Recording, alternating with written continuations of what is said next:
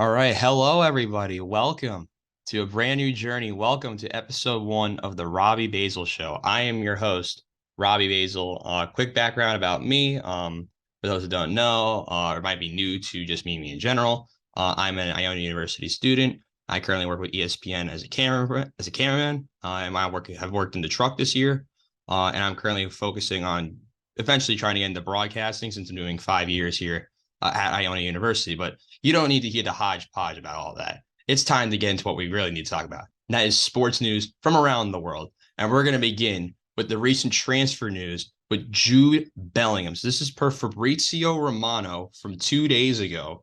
Real Madrid are set to meet Borussia Dortmund this month to finalize a transfer for Jude Bellingham.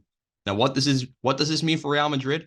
They're getting their world-class midfielder to replace. They're going for an overhaul, not by really an overhaul, but they're really trying to move out the older players from their squad and really get that young, true midfielder that they need, that central defensive midfielder, that holding style of play that they use. I mean, you have the other young talents on the team, Camavinga, Vinicius Jr. They have the talent in multiple areas, but central defensive midfielder has been a little iffy, I would say, for Real Madrid this year.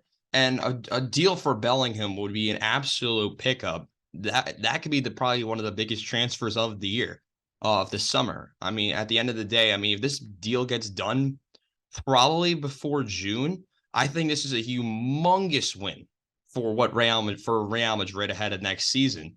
We get to talk about another Real Madrid player in a little bit, but Real Madrid now competing with Barcelona, who, I mean, looking at if I could pull up the La Liga table real quick.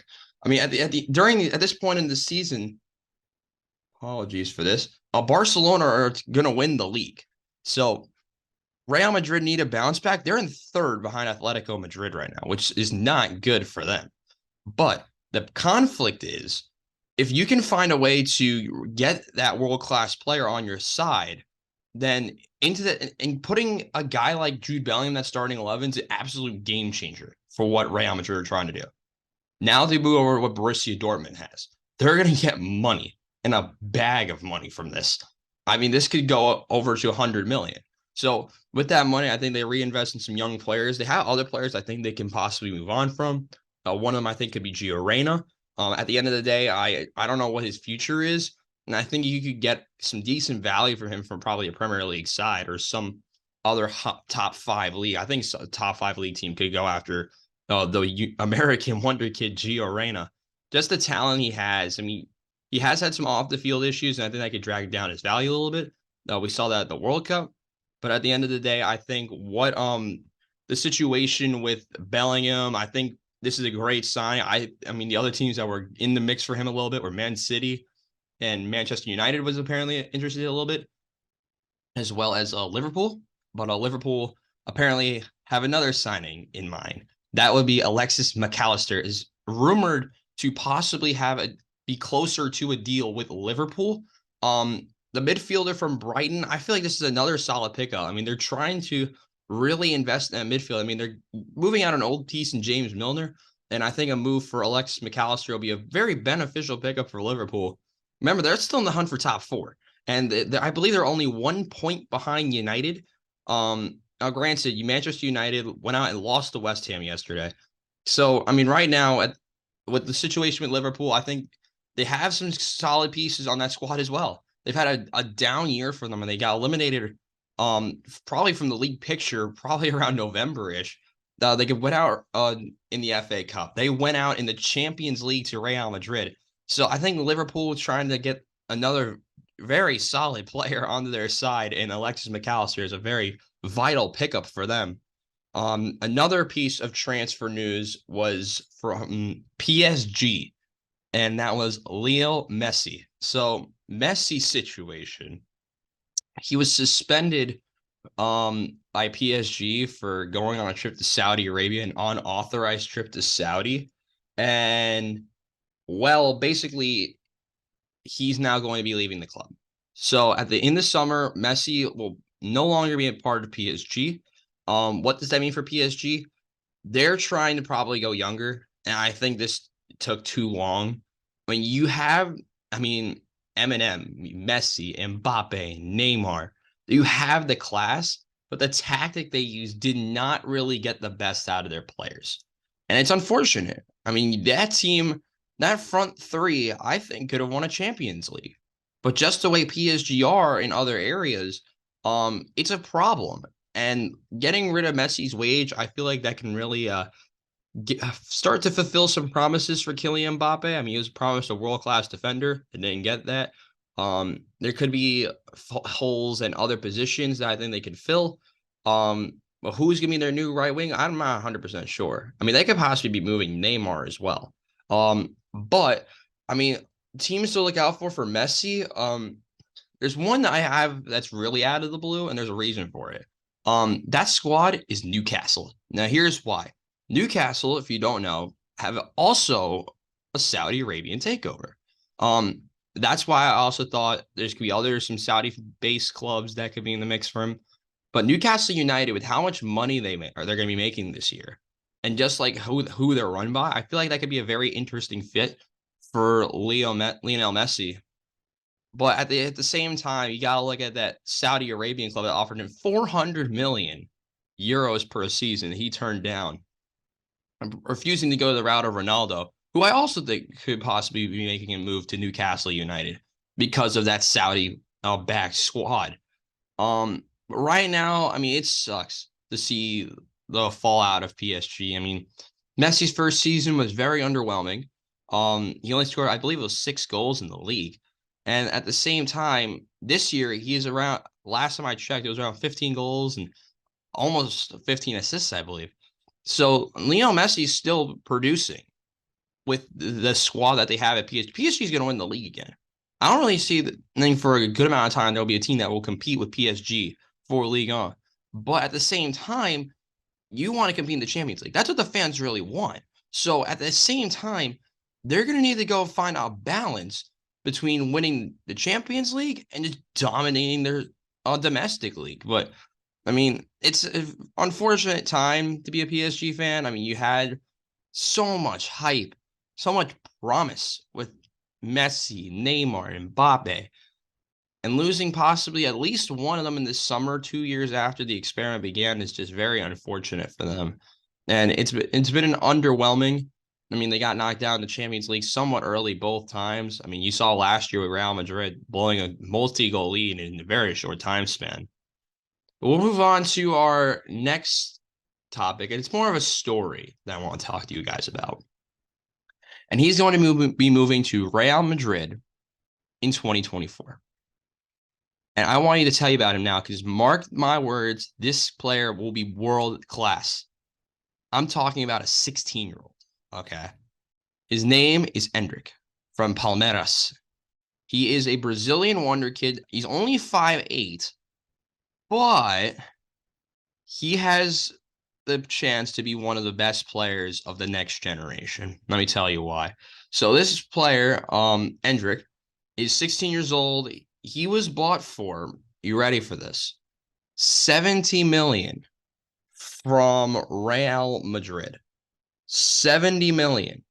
Okay.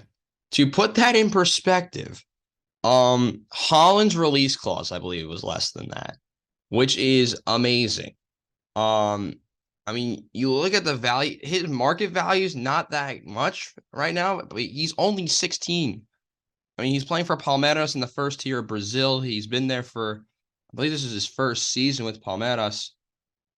But the center forward he's brought a lot of attention to himself. And I think what Real Madrid are getting is a very solid player. I mean, he's only moving for, he's going to be up to in incentives around 70 million, but the original fee is around 35 million. So what are they getting? A world-class player to possibly replace Karim Benzema in a couple of years. I think Endrick can be one of the best players in the world within the next 5 years. It's going to really, I'm interested to see the transition from the Brazilian league to La Liga and the Champions League. But I think with the talent Endrick has, I think this is a golden opportunity for him. And I think this can involve more money going into Real Madrid's pockets if it pans out. because I think there'll be a big club that asks for like 200 million, that goes for 200 million for him in the future. It's very possible. So I think pairing the Brazilian pairing of Vinicius Jr. up top with Endrick, I think it'll be a very solid signing for Real Madrid, and to pair the two Brazilians together, get that chemistry going, because they'll probably both be Brazilian national team players together at some point. So I'm very interested to see what happens in the future with Endrick. It's a very good signing for Real Madrid, and you'll not be able to see him this year, but next year. We'll go to our next sport next. I'm going to talk to you a little bit about the New York Knicks. They played game three, excuse me, a couple days ago. Let me pull up the stats for you guys. By the way, just a little thing before I keep going. Make sure you like the video. Hit the subscribe button if you want to. You don't have to. I'm not. I can't control you. I mean, you do what you want. But it would support me. I'm just starting, so any form of support would be awesome to keep this channel going. But enough about the YouTube stuff. We'll continue with the Knicks. They lost 105-86 to the Miami Heat. Now on my other show, Into the Stands, which is Down and Run YouTube channel, I said that the Knicks were going to definitely lose this game, and it was not going to be close. And I was 100% right. The Knicks got destroyed by Jimmy Butler, who had 28. Max Strus continues to play very solid this series. He had 19. Bam had 17, and Kyle Lowry had 14 points. And for the Knicks, their leading scorer was Jalen Brunson with 20, and then they had four others get double digits. But my problem here is, you're playing one really good, like one all-star caliber player on that team, and you've gotten owned by them on the road, which Miami is very difficult to play in.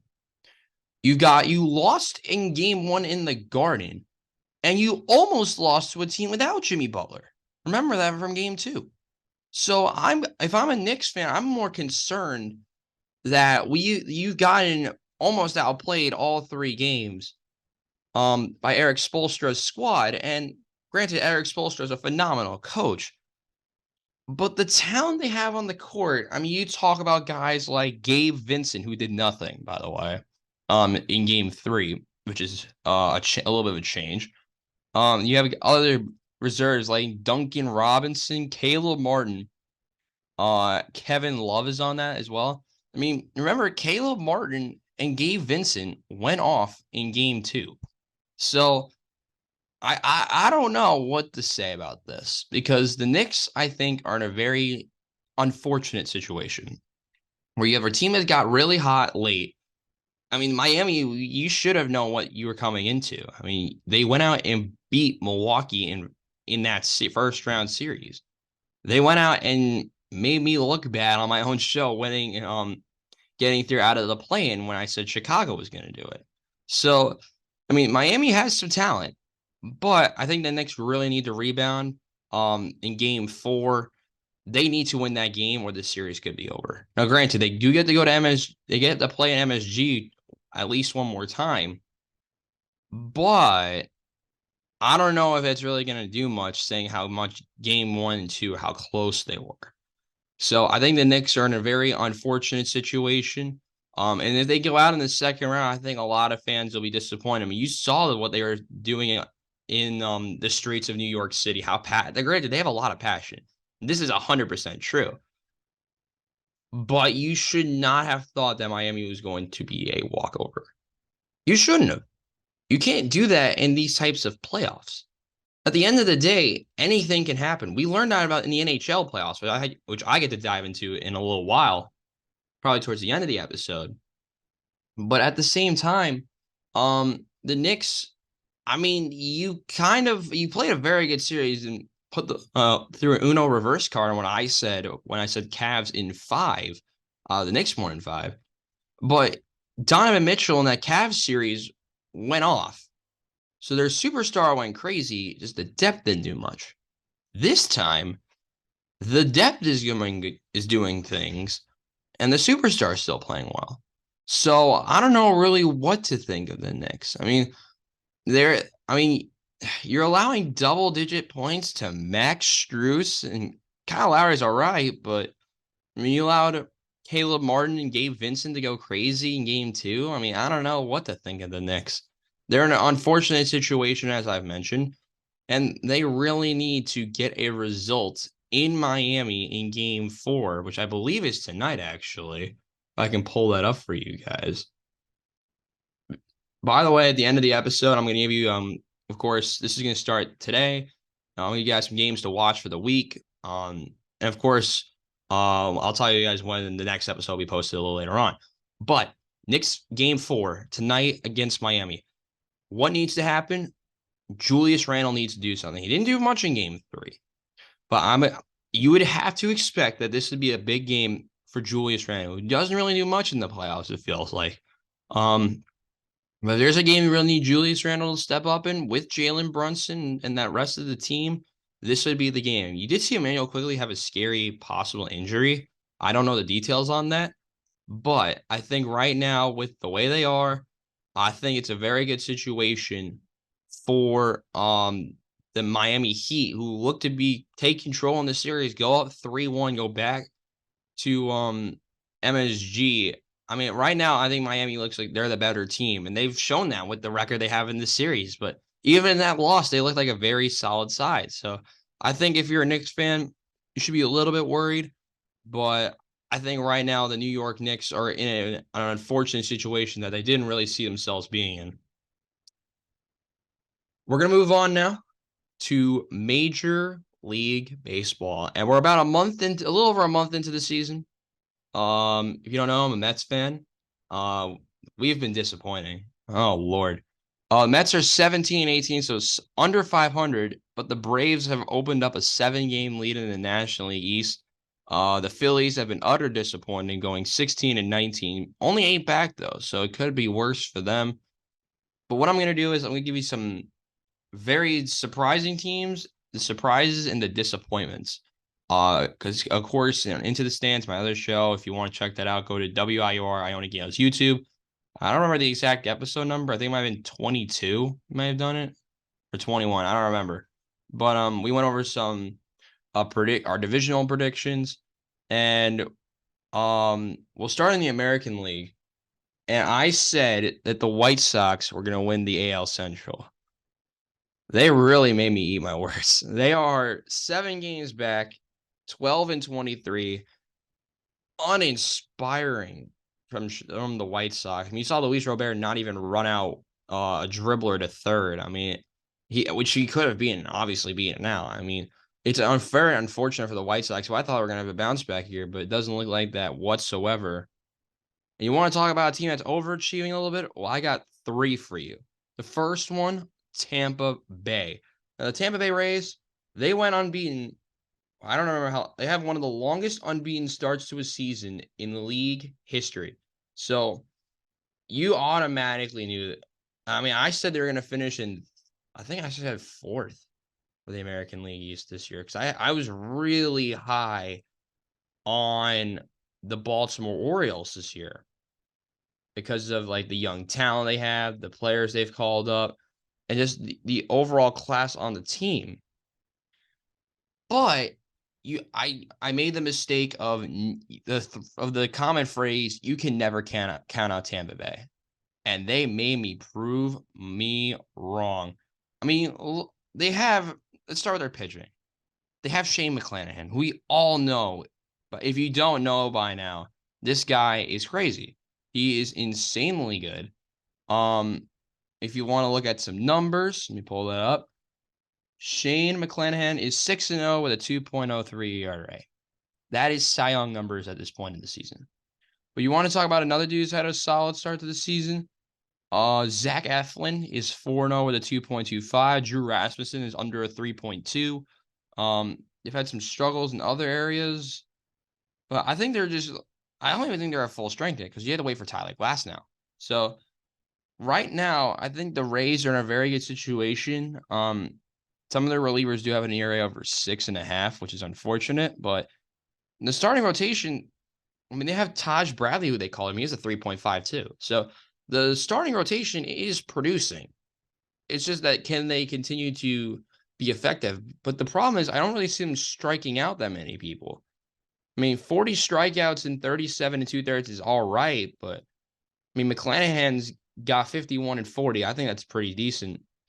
But McClanahan, I think, I think he's walked the most batters on the team, but he does have the most innings pitched. So you can kind of justify that stat a little bit. And you want to go offense. I mean, we'll move into that part next. I mean, you have to talk about Randy Arozarena. You saw it in the WBC what this guy can do, and just hit absolute nukes and play some solid defense. He's hit 9 home runs and 30 RBIs with a 328 and a 991 OPS. That's just insane. Yandy Diaz, I think he's extremely underrated. He's had 9 home runs, 19 RBIs with over 1,000 OPS. Harold Ramirez has done a lot of good stuff so far in 26 games. He's on over 1,000 OPS. I mean, they've had a lot of impressive players. Wander Franco has 6 home runs, 20 RBIs with an 898. So they've gotten production from a lot of players. It's just that can they keep it going all season long? And I feel like with a team like them, they have the talent to do it. And I feel like another team that made me eat my words this season. I feel like that's gonna be a common theme today. But right now, I think the Tampa Bay Rays are in a golden situation where the Yankees are not doing that much. And while there are other teams emerging, I mean, Boston's done stuff, Toronto's been all right. But you really want to talk about Baltimore, because that's the team we're going to dive into next. My goodness, what a start they've had. 22 and 12. I said they could be possibly be a playoff team this year. And they have proven me right so far. Let's look at some statistics for them. I mean, some of the players that I want to mention that I think are really good for them. You have a guy like a Ryan Mountcastle. I bet a lot of people may not have heard of that much, but Ryan Mountcastle has had a very solid start to the season. 8 home runs, 26 RBIs. He's only hitting 250. But Jorge Mateo, that was the other one I was forgetting. One time, guys going off right now is Jorge Mateo, and he's playing very well right now. Defensively, he's looked like a stud. And Anthony Santander, who's kind of bouncing back, has also been solid for them. And you want to look at the pitching? Pitching hasn't been great for them. They've had good relief outings from Felix Bautista. Grayson Rodriguez has their most strikeouts, but has rocking a nice 5.46 ERA, which is a little underwhelming. You want to look at the rest of their starters. We'll go by innings pitched. Kyle Gibson, really high ERA. Tyler Wells, though, in 40 innings is a 3.15, which is pretty solid. But they're starting, I mean, their ERAs in general are way too high for a team that should be expected to contend at this level. And I feel like with who they have and the roster that they've constructed, I still feel like they're pieces away. And I feel like in the offseason, they really could have added. And I'm disappointed that they didn't. Because at the end of the day, the Baltimore Orioles were I thought should have been a lot of teams' sleeper pick to make the playoffs this year. I mean, you have Mountcastle, you have Cedric Mullins, you have Jorge Mateo. I mean, there's guys who are not really big time names, but they're getting the job done in Baltimore. And I don't think many people expected that. So I think Baltimore is another surprise. And you want to talk about disappointments, another disappointment? I mean, look no further than I'm going to go with the Astros. I mean, I can pull up the numbers on the Houston Astros. I believe they're in 4th. Well, they're tied for 3rd. The Houston Astros are tied for 3rd. I mean, you have the Rangers who are playing very well with the signings they've added. I mean, they have DeGrom on the IL, which is very unfortunate. The Angels, who are not underachieving this year, they're 19 and 16, which is interesting. They have Ohtani, they have Trout, and they've gotten some other pieces to emerge, but I don't know if the Angels can sustain this at the end of the day. Seattle, another team that's been a little bit underwhelming. They've made some additions. They added Teoscar Hernandez. They've lost some pieces as well, but unfortunate start for them, but they're only 3.5 out. I think this, besides Oakland, you can count this as being one of the best divisions in baseball as a whole. And I think the AL West is going to be very competitive to the very end. I mean, you expected the Rangers to be somewhat competitive this year, adding DeGrom and adding some other pieces. You expected the Angels to somewhat compete with Ohtani and Trout. You expect the Astros to always compete. They've won the division a lot the last few years. And you expect the Mariners to compete for how much talent they had last year. And then they made the playoffs for the first time in, I believe, 21 years? Something around 21 years. So, I mean, the Mariners have a solid squad. The Astros have a solid squad. They just need to put it together and find a way for them to get over the top and really sustain themselves as the best. I think they're the two best teams in the division talent wise. I don't think the Rangers are really there yet. I think they're still a piece or two away from really being competitive with the Mariners and the Astros. And then the Angels I think are a true mess. I mean, I think they just need to find a way to really build. I think they're kind of similar to PSG, centered around their superstar talent, and there's just not much talent on the rest of the roster. So I feel like if they can find a way to get better talent, more talent. I mean, you have some pieces, but I feel like more talent would be the way to go in order for the Angels to really stand out for themselves and really be competitive in the American League West, a division that's going to have 4 contenders, I think, for the next few years. Let's go to the National League. And 2 disappointments and 2 overachievers. Your overachiever number one. If you don't say the Pittsburgh Pirates, I don't know what to tell you at this point. The Pittsburgh Pirates, I predicted in 4th. Another team I projected to finish 4th, proving me wrong once again. The Pittsburgh Pirates, I don't think really anyone expected this. I mean, right now, they have an interesting built roster. They have a lot of interesting players. But, I mean, the return of Andrew McCutchen, they have Brian Reynolds and Jack Sawinski. That's all right. And they have McCutchen. No one expected this. But right now, they have Jack Sawinski, who's off to a hot start. We'll take a look at him first because I feel like he's been their best player. 7 home runs, 19 RBIs, and 887 OPS. I feel like it's a very good start for him. I think Jack Sawinski could be a future long-term piece, but I mean, he's only hitting 209 in his career at the majors with a 747 OPS. That's not very good. He needs to get that average up. And 233 right now, I mean, he's more of a power threat, you would assume. But that average, I think for me personally, if he can get that up to 250 with an OPS around 900, I think that's going to be very solid numbers for a guy like Jack Sawinski. Next player I want to talk about, my man Andrew McCutchen, returning to the Pirates and showing off a little bit of his old Pirates flair, I guess you can say, as 6 home runs, 15 RBIs with an 809 OPS with a 238 average. Now, granted, that average is really low for a guy like Andrew McCutchen, but he's older in his career. He debuted now. This is gonna make me feel old, but 14 years ago he debuted in the majors. He was a former first-round pick. I mean, he's had some solid career numbers, over 1,000 RBIs with an 838 career OPS. But you wouldn't expect this from just how Andrew McCutchen is now. He's 36. Take that into consideration. This dude's putting up number 809 OPS at 36. I don't know many other players in the league that can do something like that, especially in the way that how this type of baseball that it is now is you're expecting a lot of speed on the bases, but the bigger bases, there's been a lot of more stolen bases, which I think is good for the game. And the final player I want to talk about from the offense in the Pirates is Brian Reynolds. He signed that long-term extension not that long ago. 307 average, 5 home runs, 23 RBIs with an 888 OPS. You expect that from a guy like Brian Reynolds. I mean, the talent he has, he's a career average of 283 with 845 OPS. So he's a very solid player. And I thought personally he was going to get moved this winter. But the Pirates decided he's going to be your long-term piece. They signed him to that long-term extension. I think the Pirates did a very good business on that long-term extension. They didn't really overpay.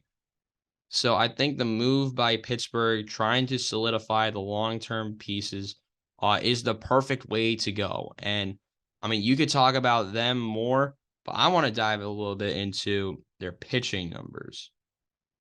But by the way, as I'm pulling up the pitching numbers, some of their pieces are really weird as well. I mean, you want to talk about a guy, I believe he pitches today, actually. I'm going to talk to you a little bit about Mitch Keller. So far this season, he has a 3.32 ERA, 3-1 record in 7 starts with 48 strikeouts and 40 and 2/3 innings. It's very solid for a guy like him. The former second round pick with the Pirates. I feel like he still has potential. He was picked 9 years ago now, which is absolutely ridiculous. He debuted 4 years ago now, which feels like ages ago at this point. So I feel like right now at Mitch Keller, I feel like he's a good long-term piece for them, but at the same time, they're gonna need to find a way to get other pieces around him. I mean, look at their strikeout numbers. I mean, their next big strikeout guy, get ready for this, has been Vince Velasquez. That's how weird this team is. They have Johan Oviedo, who got lit up in his last start. They have Rich Hill, Rosne Contreras. I don't really think I need to go down the list. But they do have a very solid, I think he's really solid, and he's gone off this season at the reliever position. You want to talk about a guy who I think if the Pirates were terrible this year, that could have been moved for a massive sum. You need to talk about a guy like David Bednar for you guys. 2-0 with a .64 ERA. In 14 games and 14 innings pitched with 19 strikeouts and a .64 whip. That's absolutely outrageous. .64 ERA as a reliever. I don't really think we saw these numbers. I mean, you could talk about, like, if I told you Edwin Diaz, if he was healthy, had these numbers. If I told you about Clay Holmes from last year in the first half, you would have been like, yeah, that's been pretty fair. There's other relievers you can talk about this.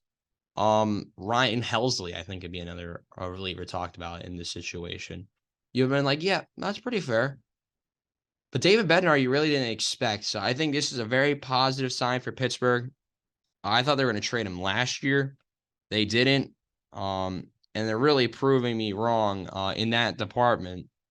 The other piece I wanted, the disappointment in this division. Oh my goodness. You want to talk about disappointing? We're gonna stick with that division and talk to you about the St. Louis Cardinals. They're towards the bottom of that division. I mean, look, I'll just name you some of the pieces they have, and I just have to question how they're doing this. Jack Flaherty, Giovanni Gallegos, Ryan Helsley, Jordan Hicks, who I still think is really good. You have Miles Michaelis, Jordan Montgomery in the pitching, and of course you still have Wainwright. Offensively, you have Contreras, Arenado, DeYoung, Edman, and Goldschmidt.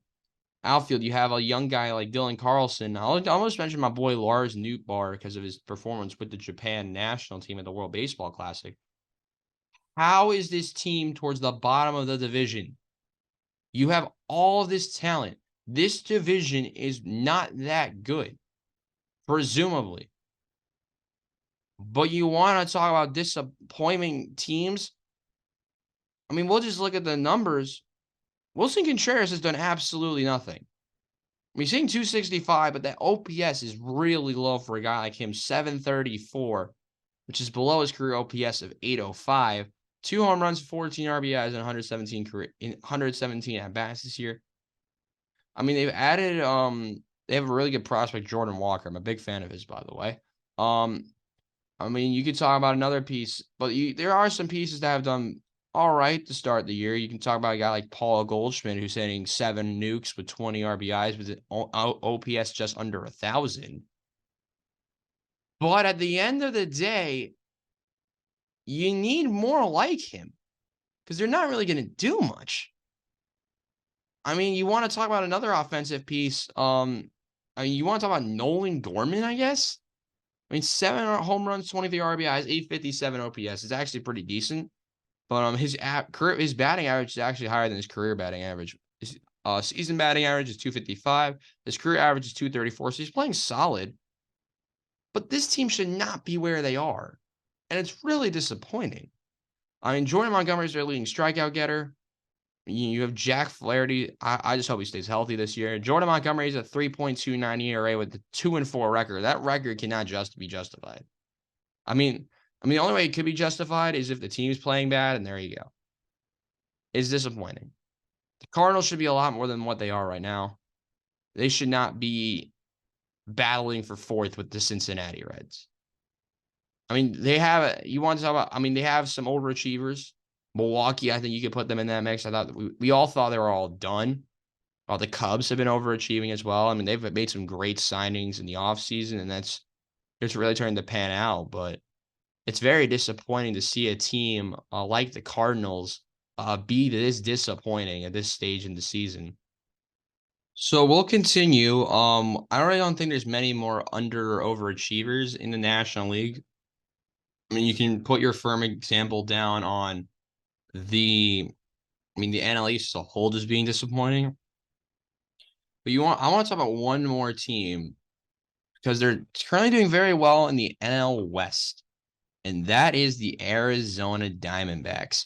You want to talk about his dudes having an underrated season, and I don't think it's talked about enough, is Christian Walker. The 32-year-old is going off with 8 home runs, 26 RBIs, with an 851 OPS, with a 282 average. Now that's way up for him. I mean, that his career batting average is 250. You don't see that with him. But the dude whose name's Seawalk has had a very solid start to the season. And you want to talk about another guy who I love is Corbin Carroll. The guy, just is a couple notes on him. Here's my prediction when NL Rookie of the Year. He's a stud. He's a bona fide stud. 5 home runs for a dude who I thought didn't really have the power to hit many home runs. 5 home runs, 11 RBIs with a 939 OPS. I mean, the dude can get you get any on base any way he can. He is solid defense, I think, in the outfield. He plays left field. He's 22 years old. He's a great future, I think, with Arizona. And he's just proving a lot of people right with their people's predictions for Rookie of the Year. And there's pitcher I want to talk about real quick before I go into the other sports is Zach Gallen. 4-1 record with a 2.53 ERA and 42 2/3 innings pitched. And with 57 strikeouts as well, those are the numbers you want to see. And I think this is a very big win for the Arizona Diamondbacks to be in this situation. But I think we have to go on next to the NHL playoffs. And I'm just going to talk to you guys. There's a lot to come in the playoffs still.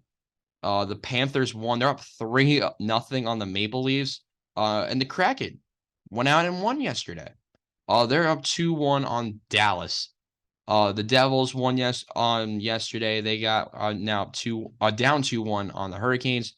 And you have game 3 tonight with the Vegas Golden Knights and Edmonton. But I want to start talking to you about some disappointments from the playoffs so far for me. And I think there's 3 perfect examples. I think a lot of you viewers would agree with me on this.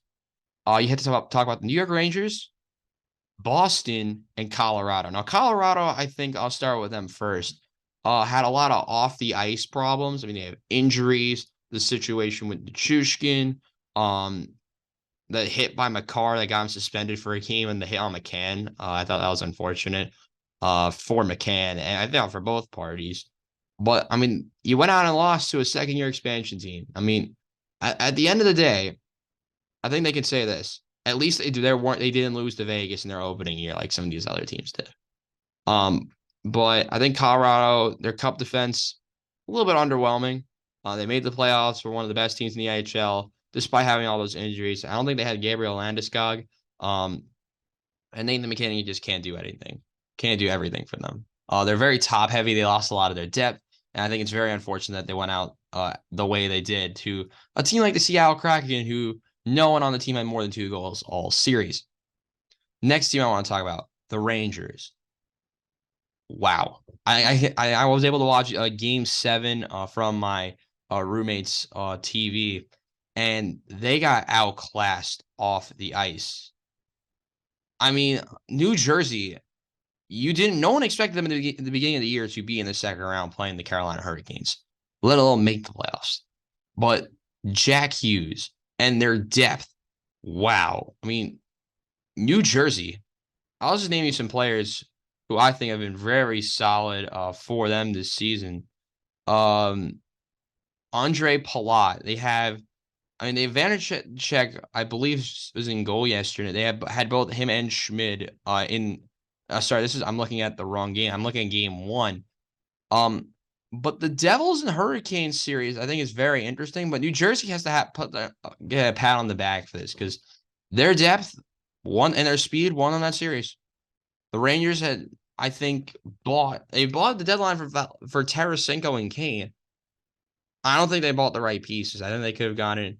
I think they should have gone more younger pieces at the deadline than just two old players with. I mean, they have very good experience. They've each have won at least one cup, but I don't think the Rangers made the right moves. Their tendy is very good. I'm just drawing a blank on the name right now. Shesterkin, there we go. I think he's really solid, and he just can't do everything for them. But it's unfortunate for the Rangers. I mean, one of the goals in the Devils was just a full-on collapse by the Rangers defense, and the Devils deserve to win Game 7. I don't think many people would dispute that. And then I have to talk about Boston. This is so unfortunate for Boston. This could possibly be their last run of the whole core. What happens to Bergeron? What happens to Marchand? What happens to Krejci? Does Krejci go back to Europe? Could Bergeron retire? Could both of the older players retire? I don't know. We don't know. It's very disappointing for the Boston Bruins because in my playoff prediction, which I didn't do on stream because the other guys don't know the NHL good enough that well. I said Boston was going to go out in the second round, but wow, Florida. I mean, both teams, Florida and Seattle, teams with not that great of goaltending. Goaltending showed out for them a little bit. And now goaltending could possibly, and then now they're just their teams as a whole can get them into the third round. I mean, Matthew Tkachuk is great, but I don't think anyone expected them to get this far. I mean, I bet everyone in their mind, and the analysts may dispute this, say that they were a first round exit. They are some pieces away. They maybe traded too much for Matthew Tkachuk, but they're proving themselves different because Calgary did not make the playoffs. And Florida barely got in and won a series. So Florida is doing the right things. They only won one series last year. And they're all in push, and now they've won as many series with not going all in with Tkachuk. But a series to watch out for. If you don't say Vegas against Edmonton, you're crazy. I mean, Draisaitl is going crazy. Connor McDavid is going crazy. You have this guy, Evan Bouchard, a defenseman. I think he has at least a goal and multiple assists. I mean, Leon had 4 goals in Game 1 when they in a loss. I can find this series again on my phone. Find it again. Game 2. Let's find game. Apologies for this, by the way. Game 2, the Oilers won 5-1, and goals were by McDavid, Draisaitl, and Bouchard. At the beginning of the playoffs, I thought they'd be carried by, of course, the trio of McDavid, Draisaitl, and the Nuge, which is Ryan Nugent-Hopkins. I mean, Draisaitl and McDavid have played well. Zach Hyman's been interesting. He got 3 assists in Game 2. But I think their depth just needs to show out for once. And I think they have okay depth. I mean, Vegas, I think they should beat Vegas in this series. I think Edmonton can make the Cup Finals. I mean, just with the talent of the West, I mean, you're going to have to battle. I think this could be Edmonton and the Kraken in the Western Conference Finals, and this is a gift for one of them. Who will it be? I'm not 100% sure. But all I know is that the East is a mess as well, because you could possibly see a sweep by Florida.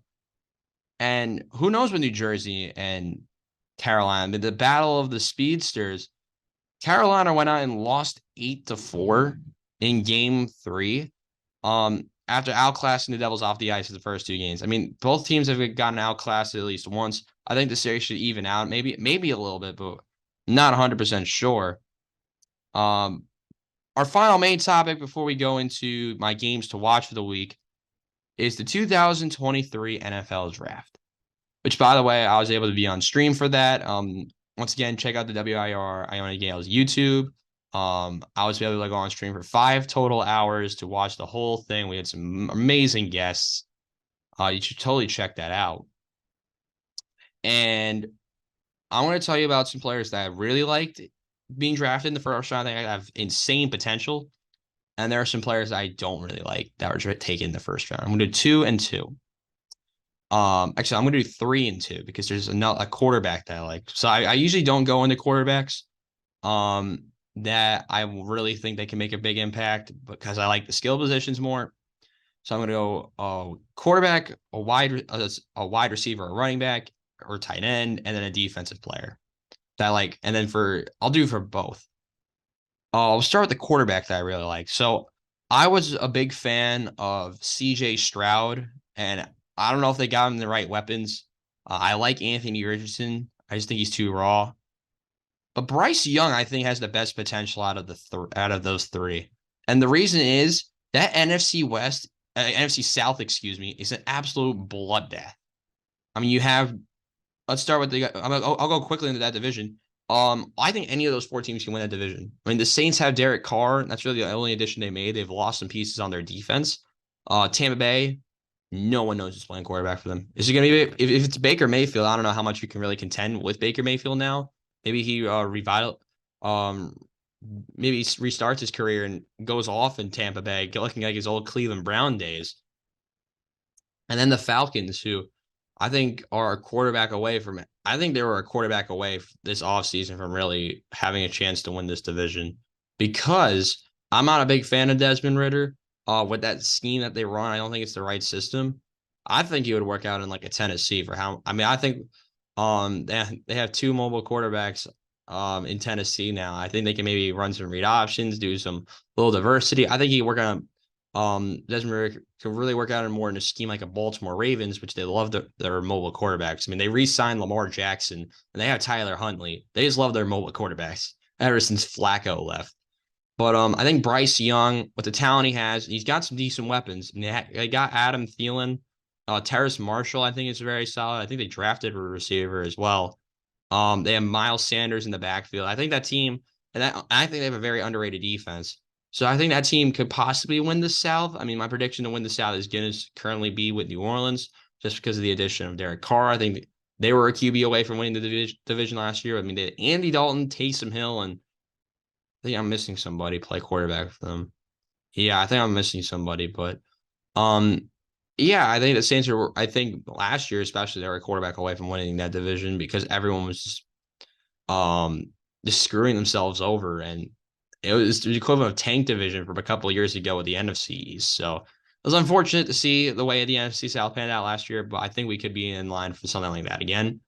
Now the skill position player on offense, I'm a very big fan of. Now last year, my friends can say attest to this. I loved Chris Olave, and I was right. This year, um, I'm gonna go with a guy who got drafted to the Seahawks. And it's not that original, but I think he's a game changer. Jackson Smith and Jigba. You saw his first career touchdown and the acrobatics he has. I think he's very similar to Garrett Wilson with how acrobatic they both are. And you saw what Garrett Wilson did this season with my New York Jets. He went crazy with the quarterbacks he had. Now he gets to play Aaron Rodgers. I'm very excited to see what happens over there with the green and white. But back to Jackson Smith and Jigba. I think he's in a perfect situation where he doesn't have to be the wide receiver one. He's going to have to play with DK Metcalf and hopefully a healthy Tyler Lockett with Geno Smith, who's revitalized his career in Seattle. I think it's a very big positive for a guy like a Geno Smith because I think if he didn't pan out with Seattle this year, they could have gone quarterback at 5. I mean, they got Devin Witherspoon, who I think is a phenomenal defensive addition, and they made some other big moves. But having an offense with multiple threats in the passing attack, I think is very vital for a team in that NFC West, where you have Arizona, who's fading away. You have Los Angeles, who no one knows what's going to happen with them, and see in San Francisco, who is going to, I think, is in the top, one of the top 2 teams in the NFC. So I think my player to watch in offense this year is going to be Jackson Smith and Jigba. Clip it, do whatever you want. Jackson Smith and Jigba is going to be my offensive player, non-quarterback, to watch out for this year. And now my defensive player. Now there's a million options I could have gone with here, but there's one corner I'm a very big fan of. I've liked him ever since I was able to watch his first game at Oregon last year. I'm talking Christian Gonzalez, the draft pick for the Patriots. And it pains me to say it, but they got a phenomenal pick with Christian Gonzalez, who in my mock draft, if you watch that video on WIUR, I had him going in the top 10, and he went at 17.